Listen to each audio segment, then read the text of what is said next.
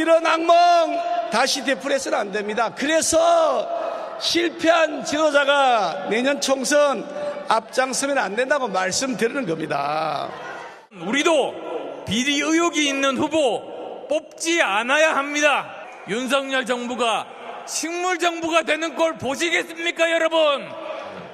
우리는 개파 정치하고 우왕좌왕하고 동원된 인원 앞에서 당대표 혼자 폼 잡던 과거의 당으로 절대 퇴행할 수 없습니다. 땅 투기 의혹, 이것에 대해서 민주당이 맹렬한 공격 폭탄을 할 것입니다. 결국 이에 못 이겨서 중간에 비대위가 탄생하게 됩니다. 네, 한 주간의 여론 흐름 짚어보겠습니다. 배종찬 인사이트 K 소장, 이은영 휴먼앤데이터 소장 나오셨습니다. 어서 오십시오. 네, 안녕하십니까? 네, 윤석열 대통령 지지율이 갤럽 조사에서는 소폭 하락했고 MBS 조사에서는 소폭 상승했습니다. 배종찬 네. 소장님, 지난 한 주간 대통령 지지 흐름 어떻게 보셨어요? 네, 뭐 호재도 있고 악재도 있었는데 네, 지지층들은 뭉쳤다 이렇게 볼 수 있을 것 같습니다. 전화 면접 조사에서는 큰 변화가 없었고 자동응답 조사에서는 윤석열 대통령 지지율이 올라간 걸 보면 다분히 이 보수 지지층들이 좀 결집한 그런 이제 구도로 볼 수가 있겠는데 네. 특히 이제 뭐 노조 관련된 대통령의 입장 또 이재명 대표가 부각되면서 지난 대선에서 윤석열 대통령에게 투표했던 지지층들이 뭉치는 결과 보수층의 재결집으로 해석됩니다. 네, 이은영 소장님, 네. 이 학교 폭력도 그 이후의 행보를 두고 국가수사본부장에서 낙마한 정순신 변호사 관련 인사 논란에도 대통령 지지율 큰 영향을 받지 않은 겁니까? 네, 일단은 그 토요일 날 바로 사태가 이어졌거든요. 네. 그래서 논란이 불거지기 전에 바로 꼬리 자르기를 했기 때문에 이게 지지율에는 영향을 미치지 않은 것 같아요. 근데 지금 다음 주면 이제 당선 1주년이거든요. 네. 그러니까 이 대통령 지지율의 전반적인 큰 흐름을 봤을 때 지금 37에서 뭐 36 정도 요 사이에 박스권에 지금 갇혀서 사실 1주년이 되고 또 3.1절도 있었기 때문에 보통은 대통령들이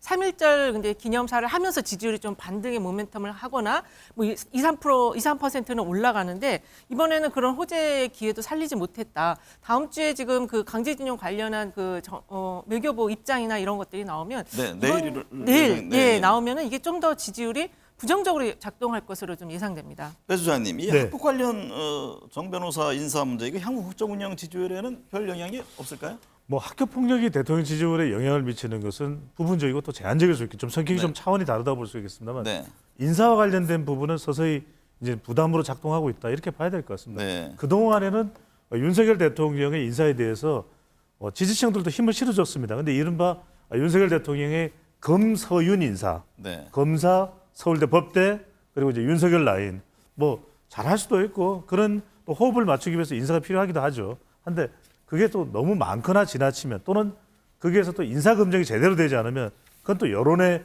후폭풍이 될 수밖에 없거든요. 네. 그런 인사의 부담은 있다라고 봐야 되겠죠. 실제 미디어 토마토 여론조사를 보니까 인사평가에 대해서 25점 이하 이 낙제점 매긴 응답자가 과반이 넘는 것으로 나왔네요. 그렇습니다. 네. 이은영 소장님, 네. 윤석열 대통령이 3.1절 기념사에서 일본을 가치를 공유하는 협력 파트너로 규정했습니다. 네. 이 징용 문제 등을 언급하지는 않았는데요. 지금 여야 지금 윤 대통령 역사관을 두고 서로 공방을 펼치고 있는데 여론은 어떻게 나타납니까? 일단은 아까도 말씀드렸다시피 3.1절은 항상 대통령의 지지율이 좀 올라가는 그러한 그 연설 내용이라든지 그런 시기거든요. 그런데 그것이 지금 이번에 충분히 반영이 되지 못했고 그다음에 이제 내일 그 정부에서 이야기한다는 그 이야기가 제3자 변제를 내용으로 하는 우리 기업이 지금 이 배상을 한다는 내용인데 이것이 이제 진짜로 정말 그렇게 나왔을 때는 지지층에서도 이게 좀 반대가 일어날 수 있을 것 같습니다. 네. 이번에 그 갤럽 조사 보면은 부정평가 이후로 외교가 9%, 3.1절 연설이 2%로 지금 3.1절 연설에 대해서도 부정적인 의견이 지금 나왔어요. 네. 그래서 요거는 아까 인사 얘기도 하셨지만 그거 인사에 대한 조치와 함께 이 일본에 대한 대응 요거는 굉장히 좀 휘발성이 큰 악재 이슈라고 볼 수 있을 것 같습니다. 배 소장님은 3.1절 기념사 이 문제 향후 지금 네. 뭐 여야는 서로 뭐 상반된 입장을 내고 있는데 예. 대통령 지지율에 영향 미칠까요? 미칠 요인이라고 봐야 되겠죠. 네. 하지만 뭐 지금 당장에 어느 정도 또 큰 폭으로 영향을 미칠 것으로 보지는 않는다 하더라도 이제 일본의 태도가 더 중요해졌습니다. 네. 왜냐하면은 대통령의 이 연설과 또 메시지는 구체성도 있어야 되고 균형성도 있어야 되고 중요한 건 공감성입니다. 네. 국민들이 얼마나 공감할 수 있냐. 대통령이 방향성은 일본과의 미래도 생각해야 되지 않겠습니까? 그 부분에 대해서 이견을 제시할 국민들은 많지 않을 겁니다. 그렇다면 일본의 태도가 중요한데 이것과 관련해서 MZ세대도 그렇고 중도층도 그렇고 심지어는 일본과 관련된 이슈에 대해서는 이건 보수도 흔들흔들하거든요. 네. TK나 PKG까지 영향을 미치게 된다면 이건 대통령 지지율에 부정적입니다. 그런데 중요한 건 일본의 태도입니다. 적어도 윤석열 대통령이 내부에서 혼란이 일어날 정도로 심지어는 한 야당 인사의 표현으로 빌자면 이완용과 비교되는 이런 말을 듣고서도 이런 기념사를 했는데 일본이 그렇다면 윤석열 대통령이 이렇게 적극적으로 나와준 것에 대해서 너무나 고맙고 매우 고맙고 우리가 사과를 합니다. 그리고 앞으로 위안부 보상에 대해서도 우리가 전격적으로 우리 기업들이 전범 기업들이 더 태도를 적극적으로 하겠습니다. 이러면 모르겠는데 네. 이러면 오히려 지지율이 올라갈 수 있는데 그럴 가능성은 높아 보이지 않거든요. 네. 일본의 태도가 상당히 중요한 관전 포인트가 될 수 네. 있을 겁니다. 국민의힘 전당대회가 사흘 앞으로 다가왔습니다. 모바일 투표 이튿날인 오늘 오전 10시 기준으로 40%를 돌파했는데요. 높은 투표율이 어떤 후보에게 유리하게 작용할까요? 각각 지금 동상이몽이던데. 예, 그러니까 저도 그 부분 때문에 생각을 많이 해봤어요. 네. 근데 일단은 지금 4시간 만에 25%가 돌파를 했다고 들었거든요. 굉장히 초기에 빠르게 지금 투표율이 올라갔는데 그게 지금 문제가 되고 있는 그 대통령실 행정관들의 그 단톡방 개입을 통한 어떤 동력 이 부분 때문에 조직표가 지금 초기에 결집을 하지 않았을까 이런 생각이 저는 좀 많이 드는데 네. 근데 이제 이 지금 국내임 그 책임당원들의 구성비 자체가 젊은 층이 많기 때문에 젊은 층이 기다렸다 빨리 내가 찍고 싶은 사람을 찍어야 되겠다 이럴 수도 있을 것 같아요. 하지만 저는 조직표가 조금 더 가세를 해서 투표율이 이렇게 지금 높아진 것이 아닌가 이렇게 보고 있습니다. 배 소장님은요. 투표율 높은 배경을 어떻게 분석하고 계세요? 결국은 조직표냐 분노표냐 이럴 텐데 분노표도 없다고는 할 수 없을 겁니다. 그러니까 이제 그 분노표가 과연 어느 정도 수준일까? 네. 물론 이제 대통령실 파장 그러니까 김기현 후보에게 힘을 실어주는 그런 움직임 또는 천하람 후보를 중심으로 한 이준석계 이 우리들의 일그러진 영웅 분노표 이거 이제 작동인데 일단은 이은영 소장의 의견에 조금 무게가 실리는 것이 일단은 뭔가 좀 계기가 있어야 되는데 네. 분노표가 이렇게 활성화되는 것 자체가 활성화되는 이유 때문에 투표율이 높았을까? 그보다는 오히려 지금 높은 관심도와 또 이재명 대표와 윤석열 대통령의 대결 구도가 또 만들어지고 있거든요. 네. 그러다 보니까 더 당원들이 적극적으로 이 당심이 결집되는 현상, 네. 이른바 김기현 후보 쪽으로 모아지는 현상일 수도 있다. 또 하나는 뭐냐면 지난번에 컷오프 여론조사를 했을 때도 응답률이 매우 높았습니다. 네. 그때도 응답률이 매우 높았는데 김기현 후보의 지지율이 또 높게 나타났거든요. 그래서 우리가 단정 내릴 수는 없습니다만 더 지켜봐야 되는데 지금 글쎄 이 높은 첫날 비교를 하더라도 지난 2021년 6월 전당대회보다는 10% 정도 높은 것이고 이대로 간다면은 최종적으로는 50% 투표율이 더 될 것으로 예상이 되거든요. 그만큼 이 높은 관심도 그러니까 분노표라기보다는 높은 관심도의 투표율이라고 보입니다. 두 분 다 분노보다는 조직 쪽에 좀 무게를 싣는 듯한 인상인데요. 네. 김기현 후보가 각종 여론조사에서 선두를 달리고 있습니다. 김 후보가 과반 득표에 성공해서 결선 투표 없이 승부를 마무리 지을 것인지 아니면 결선 투표 갈 것인지 이제 이 대목에 대한 관심이 크잖아요. 저는 결선 투표를 갈 것 같습니다. 왜냐하면 네. 지금 나온 자료들을 보니까 50%가 넘는 게 그 사자 구도에서 한두 개라도 나와야 되거든요. 근데 지금 그게 숫자가 안 나오고 있고요. 좀 전에 그 배종찬 소장님께서 그 컷오프 때 그 투표율이 높았지만은 김기현 후보 지지율이 높았다라고 말씀하셨는데 그거는 확인할 수 없는 내용이에요. 그래서 일단은 지금 만약에 그 기조였다면 아마 50%가 넘는 여론조사들이 나왔을 건데 지금 당 지지층을 중심으로 해도 그 근접은 하지만 아직 넘는 조사들이 나오지 않아서 저는 결선 투표 갈 것이고 그렇게 되면 이제 이합집산 그것이 어떻게 될지가 최종 승부수의 변수가 될 것 같습니다. 배 소장님은 결선 투표 전망은 네. 어떻게 하세요? 결선 투표 간다고 하시는데 제가 간다 그러면 안 되잖아요. 네. 또 확인조차 안 된 또 데이터를 밀어준 사람처럼 되니까 저는 결선 투표 갈 가능성이 거의 줄어들었다. 결선 네. 투표 안 갈 것이다. 안 갈 것이다. 1차에서 끝날 것이다. 다음 주는 그러면 한 사람은 못 나오게 되는 겁니까?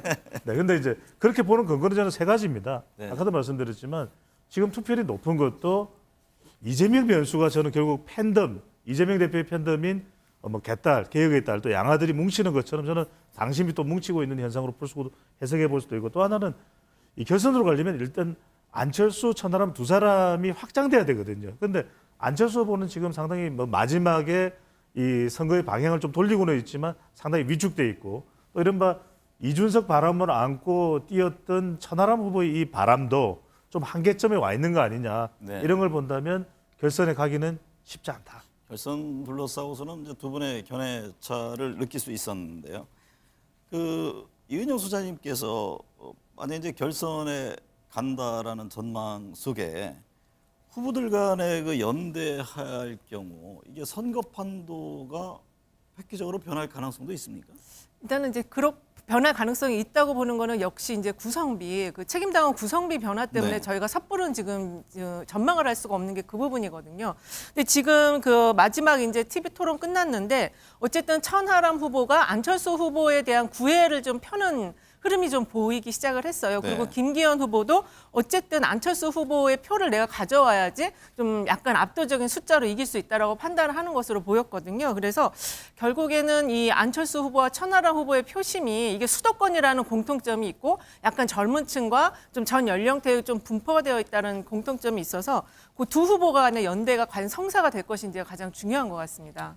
또 네네. 연대는 좀 어렵게 보는 거는 첫 네. 번째로는 이미 지금 어제 오늘 또 내일 모레 이 당원 투표가 진행된다는 얘기는 사실상 당시면 이제 결정이 된 겁니다. 네. 그리고 또 하나 중요한 것은 적어도 연대가 되려면 후보자들의 움직임뿐만 아니라 후보자들의 선언뿐만 아니라 이 당원들도 지지하는 당원들이 유기적으로 결합을 해야 되는데 그러기에는 서로의 감정의 골이 너무 깊어졌다. 그래서 저는 고온 불가가 아니라 결합 불가다. 근데 만약에 네. 먼저 결선 투표 갈 가능성이 없다고 그러셨습니다만 결선 투표에 갔을 경우에 예, 어쨌든 1위와 2위가 붙게 되잖아요. 그렇습니다. 네. 그러면 떨어진 후보들의 표심은 어느 쪽으로 향할 공산이 큽니까? 저는 그냥 만약을 전제한다면 결선에 만약에 김기현, 안철수 두 사람이 올라간다면 한기환 후보 지지층의 한 절반 정도가 김기현 후보 쪽으로 네. 그리고 천하람 후보의 이 절반 정도가 안철수 후보 쪽으로 갈 것 같습니다. 네. 그러면 크게 대세의 변화는 없는 것이 되는 거죠. 짧게 덧붙이면은 지금 안철수 후보가 마지막에 그 대통령실에 선거 개입을 제기를 하고 그렇죠. 나섰거든요. 이 부분이 만약에 이제 김기현 후보가 최종적으로 승자가 된다고 하더라도 김기현 후보의 땅 투기 문제와 이 대통령실의 개입 문제는 안철수 후보가 아마 계속 끌고 갈 가능성이 있어 보여요. 그래서 그 향후에 총선에 거대한 리스크로 이거를 계속 크게 부각시킬 가능성이 있기 때문에 아마 그런 면에서 당 내의 중도 표심자들은 그 부분을 걱정하면서 또 안철수 후보를 지지하지 않을까 이런 생각도 해봅니다. 승부에도 나중에 영향을 줄까요? 저는 좀 영향을 미칠 수 있을 것으로 보고 있어요. 네.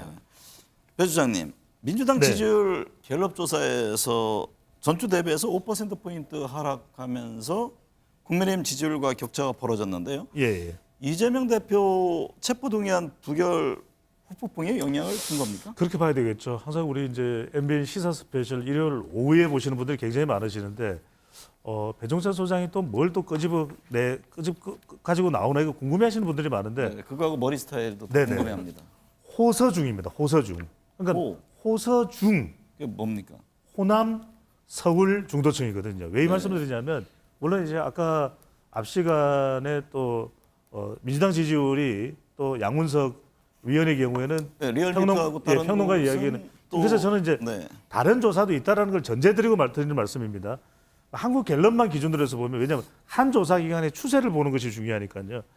이 조사 결과를 보면은 그래도 이재명 대표 또 민주당에 대해서 흔들림 없었던 지지층이 호남 40대 화이트 갈라입니다. 네. 그런데 호남 40대 화이트 갈라인데 이번 한국 갤럽 조사를 보면 호남도 흔들렸어요. 호남. 그리고 또 하나 중요한 것이 서울인데 이 한국 갤럽 기준으로는 39대 29, 국민의힘이 39, 더불어민주당이 29인데 서울은 더 심각합니다. 네. 서울은 국민의힘 39 그리고 더불어민주당이 21입니다. 네. 그런데 지난 2020년 총선에서 49개의 서울 지역구 중에서 41개를 싹쓸이했던 것이 더불어민주당이었거든요. 상당히 위협적일 수밖에 없다. 지금 최고위원들도 정청래, 고민정, 장경태 다 서울 지역구입니다. 네. 그리고 또 하나 마지막으로 이제 중도층인데 결과적으로는 지금 이재명 대표의 이 검찰 수사 관련된 것이 시간이 지나면 지날수록 계속해서 중도층에 부담이 되고 있다는 것이죠. 네. 이은영 소장님, 그런데요. 이재명 대표에 대한 체포 동의안 표결에서 이제 무더기 이탈표가 나오면서 민주당이 혹폭풍에 있는데 네. 체포 동의안 국회 부결에 대한 여론조사에서는 옳은 결정이라는 응답, 잘못된 결정이라는 대답이 찬반이 아주 팽팽하네요. 그렇습니다. 이건 어떻게 봐야 합니까? 그러니까 이거는 사실은 이제 체포 동의안 부결에 대해서 이게 6대 4로 나오면은 민주당이 정말 큰 실수를 한 건데요. 네. 전체 값에 이렇게 반반이 나왔다라는 거는 이게 지금 현 상황과 맞물려서 볼 때 민주당으로서는 취할 수밖에 없는 거라고 사람들이 봐줄 수도 있는 것입니다. 그리고 좀 전에 배 수장님께서 호소중 또는 호사화를 얘기를 하셨는데 결국 그게 이제 저는 30대, 40대보다는 30대와 서울과 그다음에 충청과 중도표 이쪽에서가 이제 딱 반반이 나오는 흐름이 나타났거든요. 네. 물론 민주당 지지층은 83.7%로 부결을 잘했다라는 게 높아요. 그래서 제가 보기엔 아까 40대보다는 30대가 좀 더 중요하고요. 그다음에 서울보다는 충청권의 표심이 더 중요하고 그다음에 이제 중도 표심이 지금 반반이기 때문에 이거를 민주당이 잘 끌어올 수 있으면 지금 이 현재 부결 상태에 대한 좀 좋지 않은 여론은 좀 반전될 수가 있다. 그리고 아마 민주당은 그것을 개혁 공천으로서 이걸 타개해 나가려고 한다. 저는 그렇게 보고 있습니다. 근데 민주당은 또 그런 얘기를 하잖아요. 지금 국민의힘 전당대회 때문에 관심도가 그쪽에 네. 쏠린 결과다. 컨벤션 효과 이게 이야기를 마치면은 다시 또 민주당 지지율의 흐름을 찾을 것이다. 이 부분에 대해서는 견해를 어떻게 하세요? 국민의힘 지지층이나 이제 보수층이 더 지지율이 올라가는 그렇게 해석을 할 수 있습니다만 네. 호남 지지율이 흔들린 건 그렇게 해석하기가 좀 어려운 부분이거든요. 네. 또 20대와 30대를 마냥 국민의힘 전당대회만 이유로 꼽을 수는 없는 것이거든요. 네. 또 하나는 중요한 것이 결과적으로는 40대와 하이트 칼라도 문제가 될 수밖에 없는 부분인데 그동안에는 굳건했거든요. 네. 요지부동이었거든요. 근데 이번에 지금 수박 깨기도 하고 있고 색출을 하고 있는 연장선상에서는 문재인 전 대통령도 소환됐어요. 네. 그럼 이건 아닌 거죠. 그러니까 네. 이제 이낙연 전 대표나 이렇게 내부를 근거 없이 공격하게 되는 것은 또 지지해왔던 견고한 핵심 지지 기반인 호남이나 40대나 화이트 칼라도 흔들릴 수가 있는 것이죠. 네.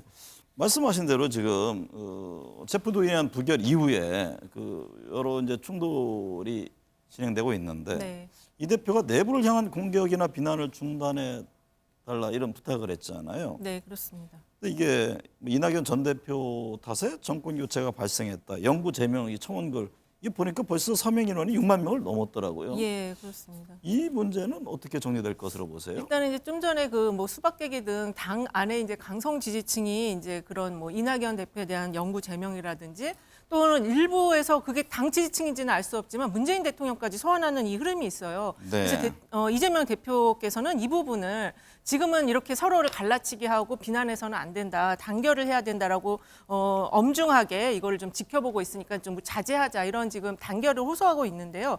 어쨌든 지금 이 민주당 지지층에서는 아까 호남층도 얘기하셨지만 이 지금 사안이 아마 이재명 대표가 판결을 받든지 선거법 관련한 판결을 받은 직후까지 또는 아니면 검찰이 불기소 구속을 하든지 이 두 가지 중에 하나가 결정될 때쯤 이 혼란스러운 상황은 정리될 것이라고 생각을 하는 것 같습니다. 네. 그래서 아마 이게 제가 보기에는 참 안타까운 일이지만 9월 전까지는 이 상황이 좀 계속 지속되지 않을까 저는 그렇게 보고 있어요. 배 주장님, 네. 이게 이 같은 내용이 지지층 결집을 불러올지 아니면은 분화를 가속화할지 이게 궁금한데요. 당 지지율 흐름에는 앞으로 어떻게 반영될까요? 당 지지율에는 좀 흔들림이 있을 수 있습니다. 네. 왜 그러냐면은 느슨한 더불어민주당 지지층이 있거든요. 또 중도인데 중도 진보가 있거든요. 이쪽은 흔들릴 수 있습니다. 그런데 우리가 정당 지지율을 물어볼 때는 어느 정당을 지지하겠습니까 해서 더불어민주당이냐 또 국민의힘이냐 정의당이냐 이렇게 물어보는데 얼마나 이 정당을 강력하게 지지하느냐 이재명 대표의 민주당을 얼마나 강력하게 지지하느냐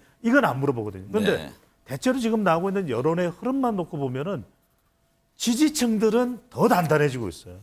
더 단단해지고 있고 이재명 대표 쪽으로 더 결집하고 있거든요. 이것도 무시 못합니다. 왜냐하면 네. 우리가 선거를 보더라도 누가 투표장에 가냐면 강력하게 동기부여가 되는 사람들이 또 투표장에 가거든요.